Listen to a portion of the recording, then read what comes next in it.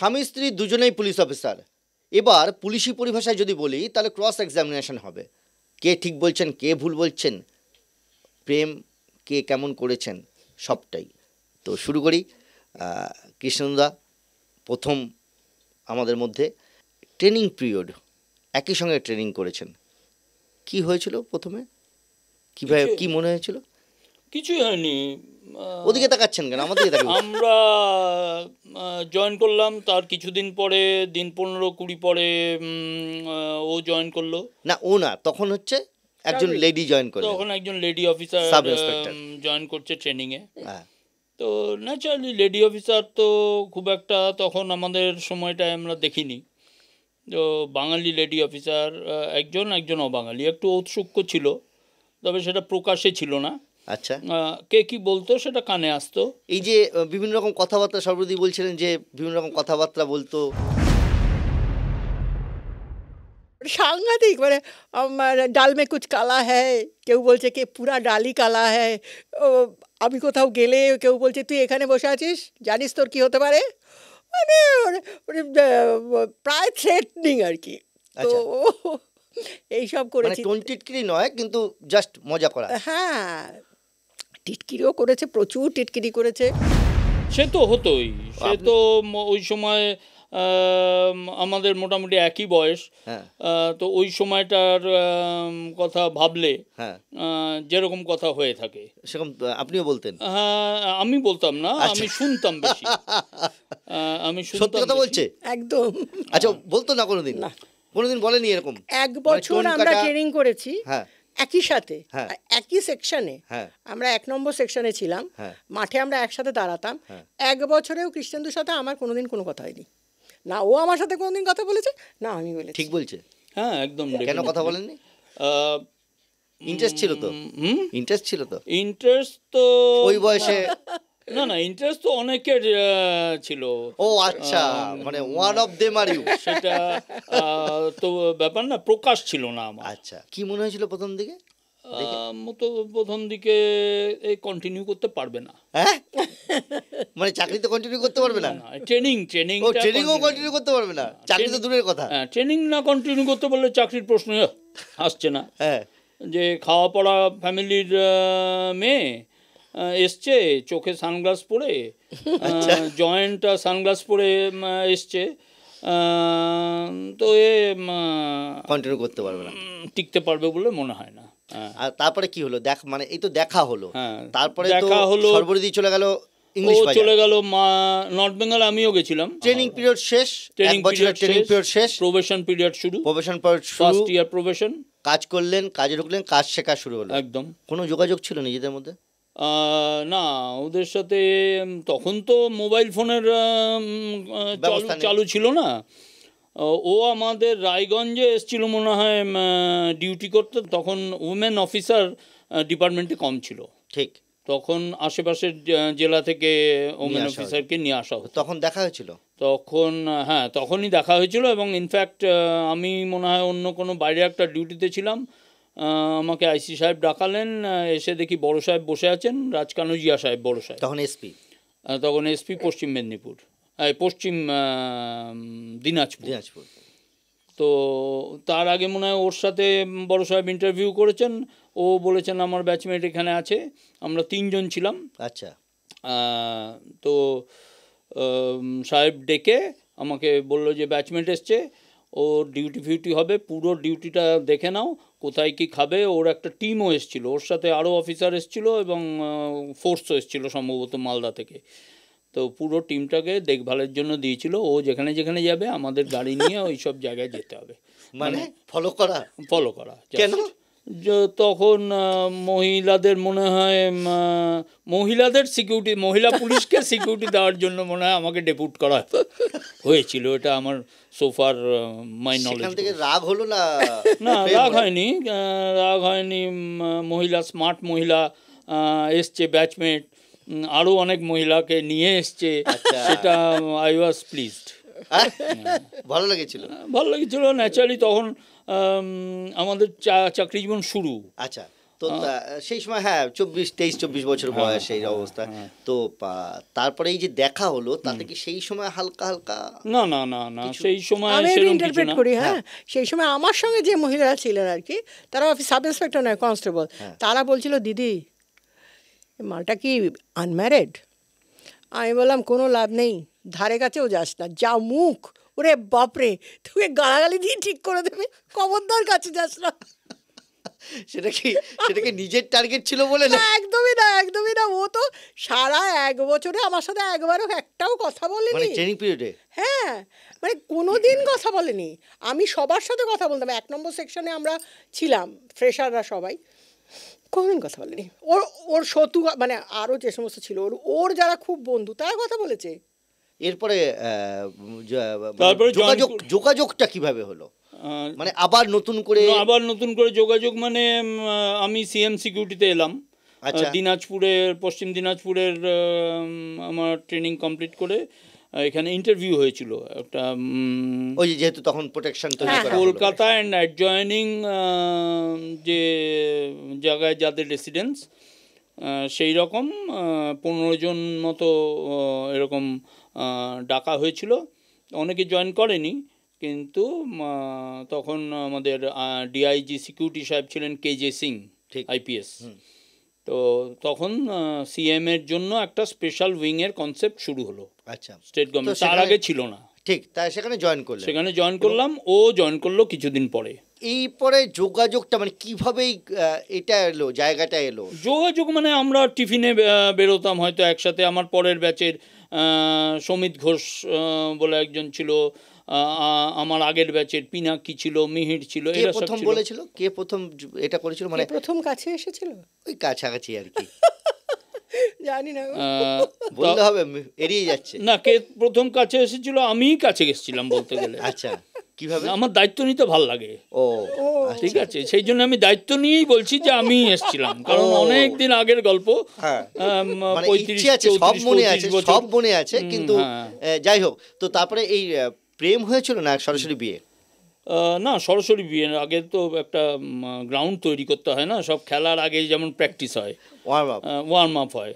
আচ্ছা, তো সেটা কিভাবে হলো? মানে সেই ওয়ার্ম আপটা মানে আমরা একটা সিনেমা দেখতে গেছিলাম মনে হয়। হ্যাঁ, মানে ডিউটি না না টাইম ছিল না আমাদের, তো টাইম থাকতো না, অফিস আওয়ার্স এর পরে। শুনেছিলাম কি অ্যাক্সিডেন্ট হয়েছিল না কি একটা হয়েছিল? না, সেটাও একটা অ্যাক্সিডেন্ট হয়েছিল, সেটা আমার জিপটা উল্টে গেছিল। কি করে? ড্রাইভার এমন চালাচ্ছিল, তো সামনে একটা ট্রাকের মতো বা এরকম বাস বা ট্রাক কিছু একটা এসে গেছিলো, তো সেখানে পুরো গাড়িটা পাল্টি খেয়ে নয়নজলি ওই যে ধারে যে ছিল নয়নজলির মধ্যে পড়ে গেছিলো। আর আমার মাথায় ওই স্টেপনি যেটা থাকে সেই স্টেপনিটা আমার মাথায় পড়েছিল। আচ্ছা, তারপরে আমি বেশ খানিকক্ষণ আনকনসিয়াস ছিলাম। হাউএভার আমি ওটা রিকভারি করে সময় কি দিদি দেখতে? না না, ও যায়নি। ও হচ্ছে পরে যখন আমি এসে জয়েন করেছি, করে তখন স্ক্যান করাতে হবে। ওর মা ছিল হচ্ছে এনআরএস সোশ্যাল ওয়েলফেয়ার অফিসার। তো যেহেতু ওর ডাক্তার বাবুরা ওদের চেনা পরিচিত ছিল, সেই জন্য ওই অ্যাপ্রোচ করেছিল যে চল তোর মাথাটা একবার স্ক্যান করিয়ে আনি। মাথাটা খেয়ে নেবে তখন জানা? আমার মাথাটা স্ক্যান করার পরে এমটি ছিল হয়তো, তারপরে খাওয়াটা শুরু হয়েছে। সেই স্ক্যান রিপোর্ট নীল এসছিল। আচ্ছা, তারপরে এখানে আমরা পিজির যে নিউরোলজি, ওখানে ও আমাকে কোম্পানি করেছিল ওই সময়টায়। ওই সময় ক্লোজ একটা তৈরি হয়। তারপরে সিনেমা দেখতে গেলেন? তারপরে সিনেমা দেখতে গেলাম। পুলিশের প্রেমের গল্প তো মারাত্মক, হ্যাঁ, তো রিয়ার। হ্যাঁ, তো ওই রকম হয়েছে। তারপরে ডিসিশন খুব কুইক। না, সিনেমা দেখতে গিয়ে আমাকে বলেছিল, মানে এরকম লোক সিনেমা দেখতে গিয়ে বলেছিল, আমি তো ভাবিনি তুই আসবি, তুই এসছিস কি করে? না না, ওটাও তো একটা পুলিশ। সিনেমা দেখতে গিয়েছিলে? পুলিশকে দ্রোহকাল। বাহ, দ্রোহকালে কিন্তু একটা পুলিশের ইন্টারনাল ব্যাপার রয়েছে, মানে পুলিশই একটা মোল তৈরি করে যেটা মাওয়িস্টদের মধ্যে, এবং সেখান থেকে দ্রোহকাল সিনেমাটা অসাধারণ একটা সিনেমা। ওখানে আমার পরের ব্যাচের ও প্রফেশনাল বন্ধুই বলা যেতে পারে, সুমিত ঘোষ, সেও তার গার্লফ্রেন্ডকে নিয়ে গেছিল। তো কিন্তু সেটা ম্যাচিওর করেনি, আমাদেরটা ম্যাচিওর করেছে।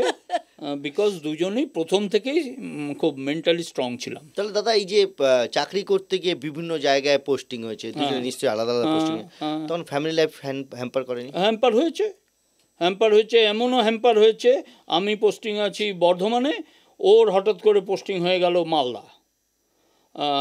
আমার ছেলে তখন হায়ার সেকেন্ডারি দেবে,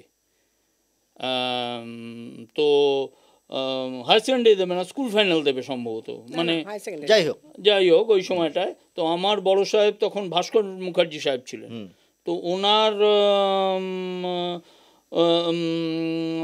মানে কি বলবো, ওনার কাছ থেকে আমি এইটা পেয়েছিলাম যে স্যারকে যখন আমি আমার প্রবলেমটা বলছিলেন যে স্যার একটু ওকে মনে হয় পরীক্ষার সময় যদি আমাকে ছুটি দেন, কারণ আমাদের ছুটির সময় আমাদের ইম্পর্টেন্সটা খুব মনে হয়, আমরা নিজেরা মনে করি যে ছুটি চাওয়ার সময় আমরা সাংঘাতিক ইম্পর্টেন্ট ব্যক্তিত্ব, আমাদের 1 ঘন্টাও ছুটি দেওয়া যাবে না, তাছাড়া খুব একটা হলেও চলে, না হলেও চলে, এরকম একটা ব্যাপার। ছুটি চাইতে গেলে তখন আমরা ইন্ডিসপেন্সিবল, মানে কোনো বস ছুটি দিত না। হ্যাঁ, কিন্তু ভাস্কর স্যার, এটা আমি কৃতজ্ঞ ওনার কাছে, ওই সময় উনি বলেছিলেন তুমি ইএল নিতে যেও না, ওটা তো তোমার স্যাংশন অথরিটি অন্য, আমি দিতে পারবো, যেটা সিএল পিটিশন করো, 14 দিন সিএল পিটিশন করো, আমি তোমায় 10 দিন ছুটি দেবো।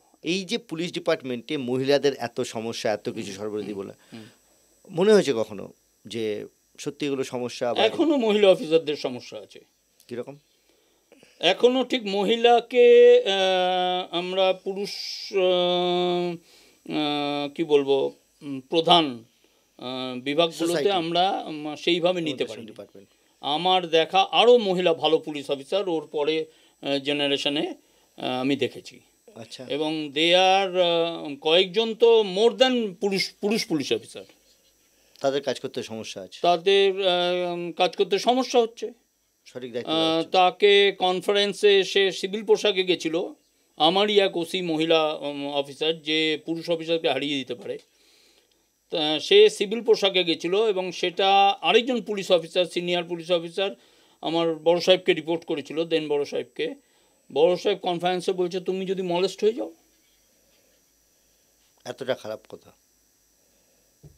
যখন এইরকম কনফারেন্সে বলে দিতে পারে কেউ যে তুমি সিভিল পোশাকে গেছো কেন, আরে সিভিল পোশাক, সেদিন তো আমিও ছিলাম ওর সাথে, সেদিন তো আমিও ছিলাম, তো আমিও তো সিভিল পোশাকে ছিলাম।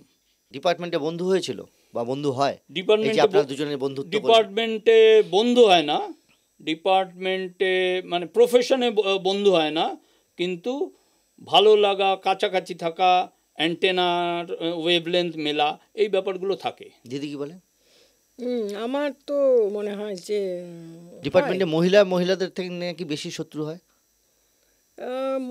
মহিলা শত্রু আমার লাগেনি, কেননা আমি যেহেতু অনেক দিন আগে করেছি কাজ, সেহেতু আমার তো বেশি মহিলা ছিলই না, আমি ছেলেদের সঙ্গেই কাজ করতে হয়েছে। পরবর্তীকালে যখন মহিলাদের পেয়েছি তখন মহিলা একটু তো শত্রু হবেই, কেননা কেউ জেলাস হয়ে যায় সেই জন্য। হ্যাঁ, কেউ সাকসেসে জেলাস হয়ে গেছে, কেউ মনে করেছে যে আমি প্রমিনেন্ট বেশি রোল প্লে করছি, কেউ মনে করছে আমি হিরোইন হয়ে গেছি, এইসব মনে করেছে। সুতরাং এ তো একটু হবে, কিছু করার নেই। এই যে যখন প্রেম করছে দিদি, দিদি ওই প্রেমটা প্রফেশনাল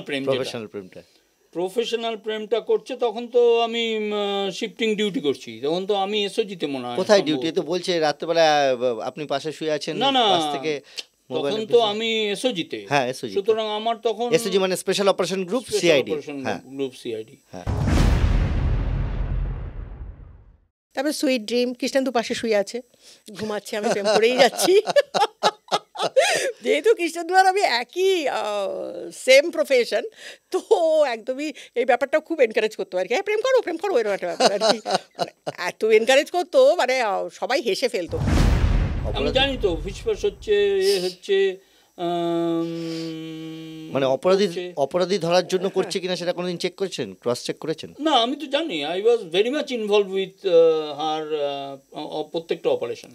তো এই যে সম্পর্ক হলো, বিয়ে হলো, সাহেবরা কেউ কিছু বললেন না? না, কোনো সাহেব কেউ কিছু বলেনি, বরং এনকারেজ করেছে। তো এমন কোনো ঘটনা আছে যেটা নিজেদের মধ্যে লুকোতে হয়েছে একই ডিপার্টমেন্ট থাকার জন্য? প্রফেশনাল না প্রাইভেট? প্রফেশনাল। প্রফেশনাল কিছু আমরা লুকাই না।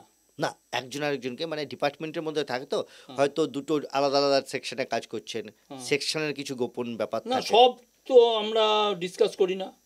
বাড়িতে পুলিশিং ইন্টারনাল, পুলিশের ইন্টারনাল ডিসকাশন যেটা সিক্রেসিটা রাখার দরকার সেটা আমরা ডিসকাস করি না। মানে আজ পর্যন্ত এমন কোনো কথা যেটা তো আপনি বৌদিকে বলেননি?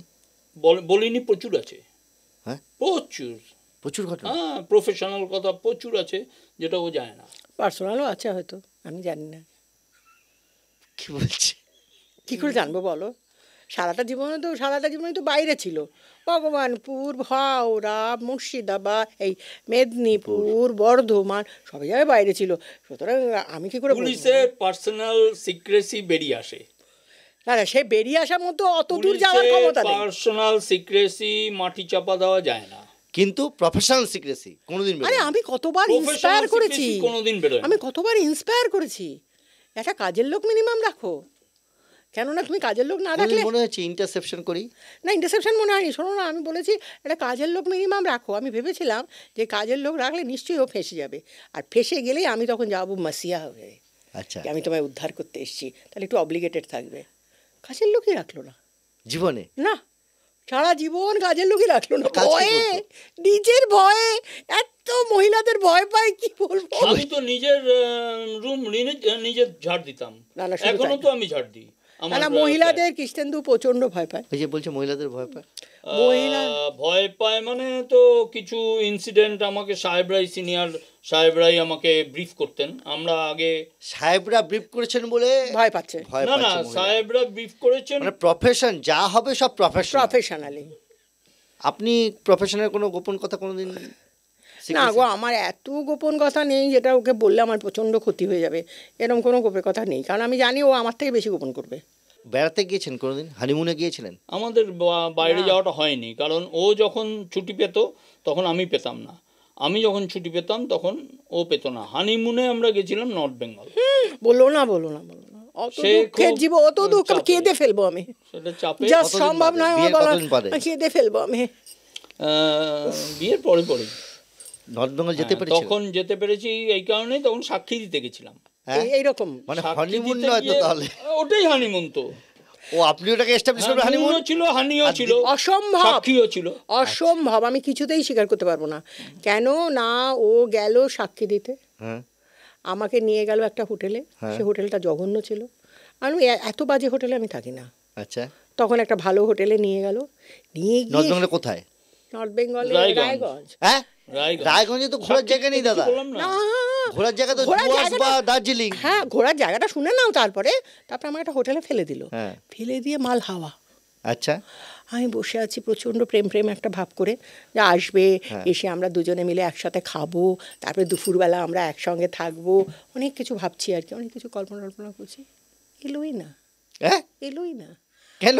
আমি ভিখিরির মতো নিচে গেলাম, গিয়ে আমি বললে এই মাত্র বললেন আমাকে হানিমুনে। আমি আরো শোনো, আমার দুঃখের কথা এখনো শেষ হয়নি।